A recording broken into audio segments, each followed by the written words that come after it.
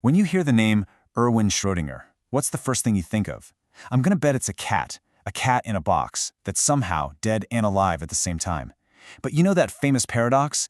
It wasn't just some clever puzzle. It was the final, desperate shot in a lifelong war fought by a man who was obsessed with one simple question: what is real? So this isn't just a physics lesson, it's the story of a quest to understand existence itself. To really get why he came up with this whole cat thing, you gotta get the man himself. His entire life's work was driven by this passionate, almost stubborn need for a reality that just made sense. A reality he could actually picture in his head, one that felt solid and continuous, not some weird, ghostly world built on random chance and bizarre jumps.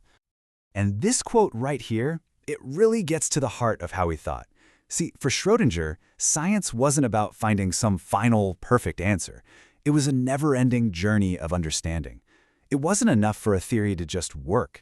It had to paint a satisfying picture of the world. And that very belief would set him on a collision course with pretty much the entire world of physics. So where did this rock-solid conviction come from? Well, to find out, we have to go way back to the beginning of his story, to the ghost of a giant that would follow him for his entire life. Okay, so picture this. You're a brilliant young student, you show up at the University of Vienna, you're ready to learn from the best. But the biggest name of all, Ludwig Boltzmann, has just tragically taken his own life. The whole university, the whole world of physics was still reeling. And that's the world Schrödinger walked right into. And this wasn't just some passing influence. No, this went deep. Boltzmann's ideas became what Schrödinger called his first love in science. He didn't just learn the math, he absorbed Boltzmann's entire philosophy. Boltzmann had fought tooth and nail to prove atoms were real, and Schrödinger inherited that same burning need for a physics you could actually see and feel. The loyalty was so fierce that decades later, Schrödinger said he still had a gut dislike for one of Boltzmann's old rivals. I mean, that's not just influence, that's dedication. But before he could go on and, change physics forever, Schrödinger first had to find his own place in the world. And that turned out to be a lot harder than you might think. The years after university were, well, they were a mess. Just look at this timeline. It says it all, right? 4 different universities in just 2 years. This is not the resume of a guy who's methodically climbing the ladder. This is a man who is completely adrift, bouncing from city to city, just trying to find somewhere he could settle down. So his first big gig is in Jena. And look, on paper, it's a huge deal, a full professorship. But in reality, oh, he hated it. He absolutely could not stand the small-town vibe. And he did not hold back. He called the city a Krewinkel, which is just a fantastic German word for like a total backwater, a hole-in-the-wall town.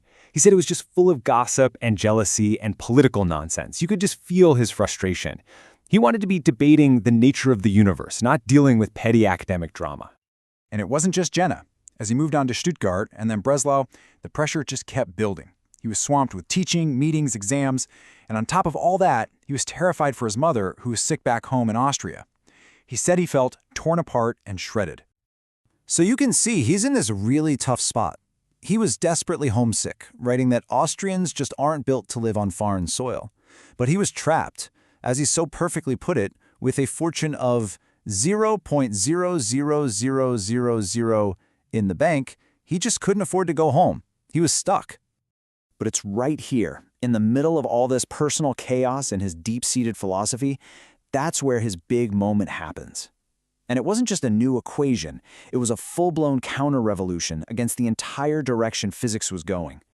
Okay, so at the time, the big theory in quantum physics was something called matrix mechanics. It was super abstract, all math, and it was built on this bizarre idea of quantum jumps, like electrons just teleporting from one place to another. Schrödinger came along and said, no, that's all wrong. He proposed wave mechanics. His idea was that reality is made of continuous, intuitive waves you can actually picture. It was a completely different way of seeing the world. And you can just feel his frustration in this letter he wrote. He's asking, does it even make sense to say an atom is in multiple places at once? He just couldn't wrap his head around it. Those quantum jumps weren't just weird to him, they were a philosophical offense. His life's work became about wiping that idea from physics. But here's where the story gets a crazy twist. The great irony is, his equation was a massive success. I mean, it worked perfectly. The problem was, his rivals, the Copenhagen crew, led by Niels Bohr, they basically hijacked it. They took his beautiful real waves and said, nope, these are just abstract probability waves. And with that, they built an even stranger vision of reality. So this is what became the famous Copenhagen interpretation. The idea is that before you look at it, a particle is everywhere at once in this ghostly superposition. Only when you, an observer, look at it does it suddenly pick a spot and become real.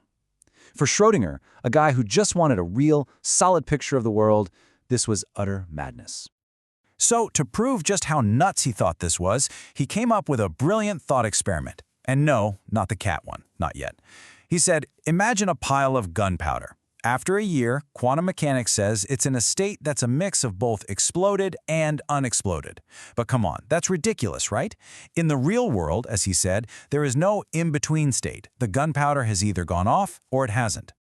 And that was his killer point. He basically said, look, this math you're all so proud of, it cannot be the full story if it leads to something this absurd. He argued that no amount of fancy interpretation could fix a theory that was so disconnected from reality. And that gunpowder idea?